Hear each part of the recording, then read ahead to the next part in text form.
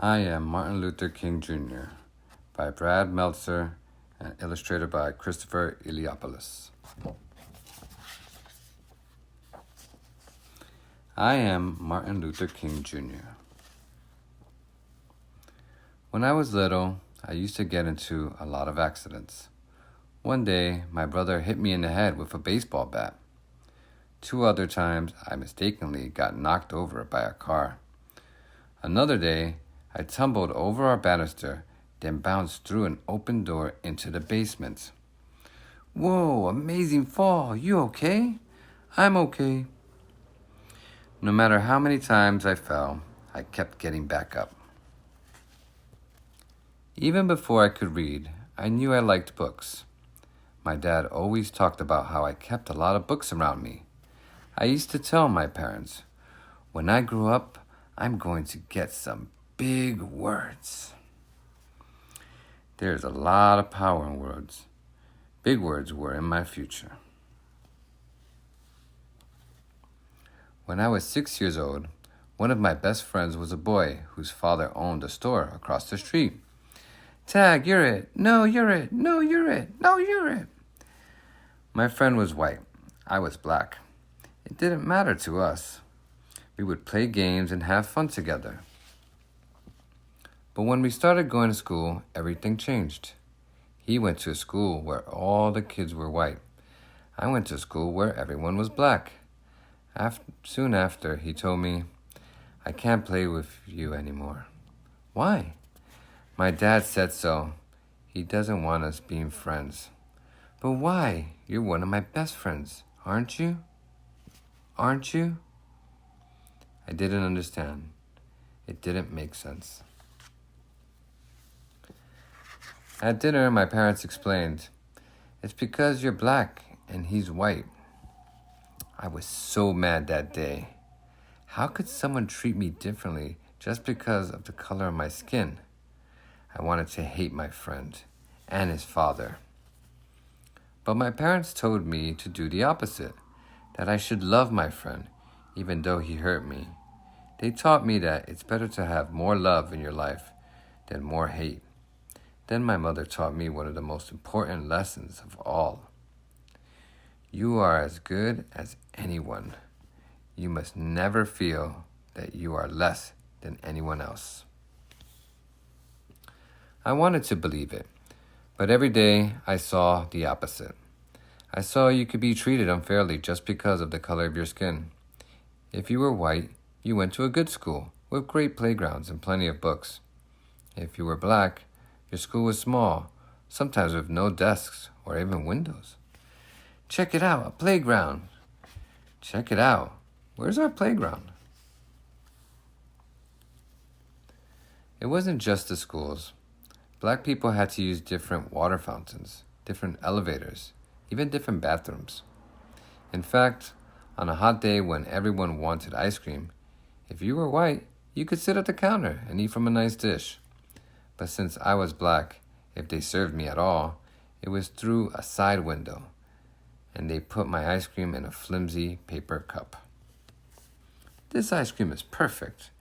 This ice cream is melted. It got even worse when I was 14. I had just won a speech competition. My speech was about being fair to all people. I was so excited. Then on the bus ride home, a few white people got on board. You need to give up your seat to the whites. At first I stayed put. It didn't seem fair, but my teacher convinced me to move. We spent the rest of the ride standing and getting tossed in every direction. It was the angriest I have ever been. Every day, this is what life was like. Black people were treated terribly. The only question was, what could I do about it? At the age of 15, I started college. By 19, I became a minister and entered seminary school to study religion. Over those years, I read the works of Henry David Thoreau and Mahatma Gandhi. Thoreau taught me about civil disobedience, how an evil system could be changed without violence. Gandhi opened my mind to the power of Nonviolent resistance? What's that? Love. It's using love and peaceful methods to change unfair things in society. It was a lesson I wanted to share with everyone. In no time at all, I got my chance. In Alabama, a black woman named Rosa Parks was told to give up her bus seat to a white man. It was just like what happened to me. But unlike me, Miss Parks refused. She was arrested. Early the next morning, I got a call from a local community leader. It's time to take a stand. We should boycott the buses so everyone knows that we won't accept this treatment anymore. You know, that's not gonna be easy. Do not ask if it's easy. Ask if it's right. To protest the unfair rules, black people would use a peaceful method. We would not ride the public buses. Without our money, the bus companies would go out of business. Now the only question was, would it work? On the first day of the protest, my wife called me to the window. The buses are all empty. It's working. We had to keep it going. As the head of the bus boycott, I gave one of the most important speeches of my life. The room was packed. Camera crews were filming. I had only 20 minutes to prepare. I didn't use notes, but by speaking from my heart, I found out how big words can be. We are determined here in Montgomery to work and fight until justice runs down like water and righteousness like a mighty stream. When the history books are written in the future, somebody will have to say, there lived a race of people, a black people, who had the moral courage to stand up for their rights. The police put me in jail, saying I was breaking the law. Other folks bombed my house. But instead of using my fists, I kept my calm. Don't you want to fight back? I am a man of nonviolence, and I know that I do not stand alone. We are with you all the way, Reverend. If no one rides these buses, we'll go out of business. You're finally getting that, huh? For more than a full year, every black person in the city, and some white people too, refused to ride the buses. That meant some people had to walk for miles, but they kept going. There was a power in standing together. Eventually, our peaceful protest worked. The rules were changed. Public buses could no longer separate people based on the color of their skin. That was only the beginning. Soon our peaceful protest sparked other peaceful protests. At lunch counters, college students organized sit-ins where they would not stop until everyone could eat together. Our methods of nonviolence were so powerful, I was invited to meet with the president at the White House. But sometimes the hardest problems were right at home. Daddy, look, an amusement park. Please, can we go? I'm sorry, Yoki, we can't. Funtown is not open to black people. Seeing my daughter cry was one of the most painful moments of my life. It only made me work harder for change. Was it easy? Absolutely not. During one protest in Birmingham, Alabama, the police again arrested me and locked me in a dark jail cell that had only one window. Someone slipped me a newspaper in which white religious leaders had written an article calling us lawbreakers. Someone then snuck me a pen. In that jail cell, I wrote my own response in the margins of the newspaper and even on toilet paper. My letter from Birmingham jail was soon published as a pamphlet. Then it was in magazines and newspapers. Today it has been read by millions of people. Like I said, it is amazing how big words can be. Our message was so important, even kids your age joined us. In Birmingham, during the Children's Crusade, more than 1,000 kids, some as young as 6 years old, showed up to march. What do you want? Freedom! The first day, the police arrested 900 of them.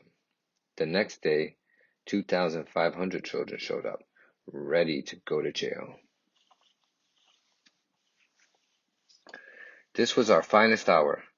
Enraged that we were not giving up, the chief of police told firemen to spray the children with water hoses and attack them with dogs. They thought it would stop us.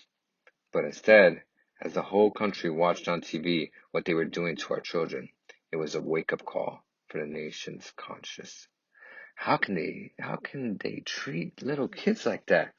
That's not right. We need to help them. 90 days later, the rules began to change.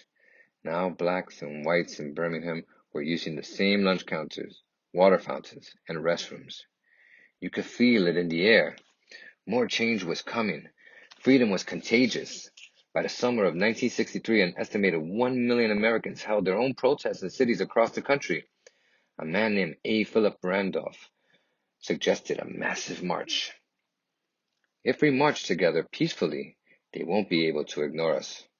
Together, we can convince Congress and the President to pass laws so that no one in America can treat people differently based on skin color. I like the idea. Where should we have it? There's only one place. People came from almost every state. They came in nearly every form of transportation. They even took off work and did not get paid just to be there. Old people, young people, black people, white people, even children like you, they all came to Washington, D.C., gathering in a righteous army. Why? Because they wanted change, and they knew the surest way to change the world is to stand together. I am happy to join with you today in what will go down in history as the greatest demonstration for freedom in the history of our nation. On August 28, 1963, I stood at the podium and spoke what some later called my biggest words of all. March on Washington for jobs and freedom. I have a dream that my 4 little children will one day live in a nation where they will not be judged by the color of their skin, but by the content of their character. I have a dream that one day little black boys and black girls will be able to join hands with little white boys and white girls as sisters and brothers. Let freedom ring from every mountainside. Let freedom ring. After the March on Washington, the President and Congress passed new laws for civil rights, but that did not mean our work was done. Indeed, our greatest battle was still to come. It began with 600 activists as they tried to walk 54 miles from Selma, Alabama to the state capital of Montgomery. Back then, there were rules that stopped black people from voting. If you want to change the laws, you have to be able to vote for new people to make the laws. We're marching to tell the governor, we want voting rights.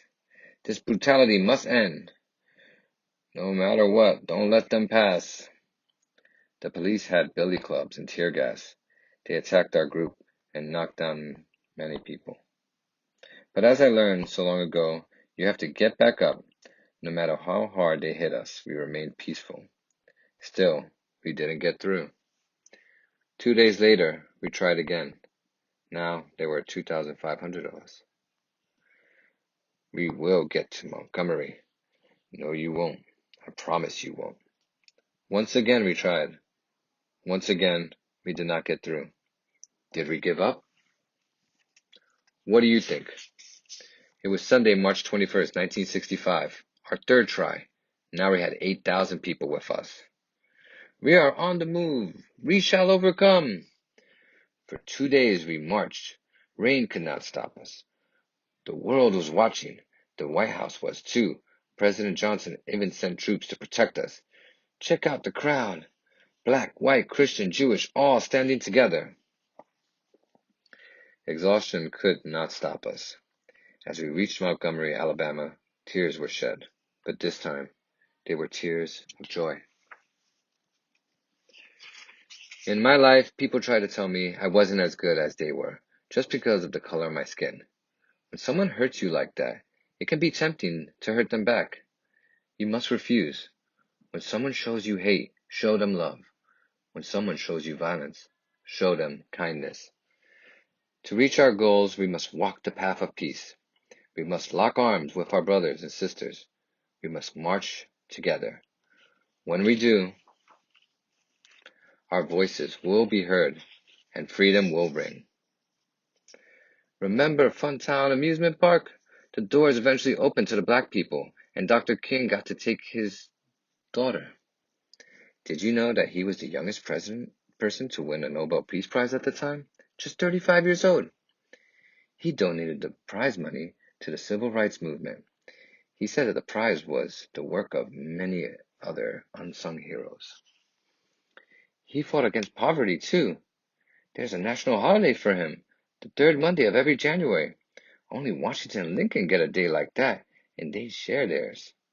It's a day to remember how far we've come and how much more work there is to do. I am Martin Luther King Jr. I stand for peace. I stand for justice. I stand to help others. I stand as proof that no matter how hard the struggle, we must fight for what is right and work to change what is wrong. Whatever struggle you face, no matter how hard it gets, you must always move forward. I am proof of this. If we rise up, if we stand together, if we remain united, nothing can stop our dream.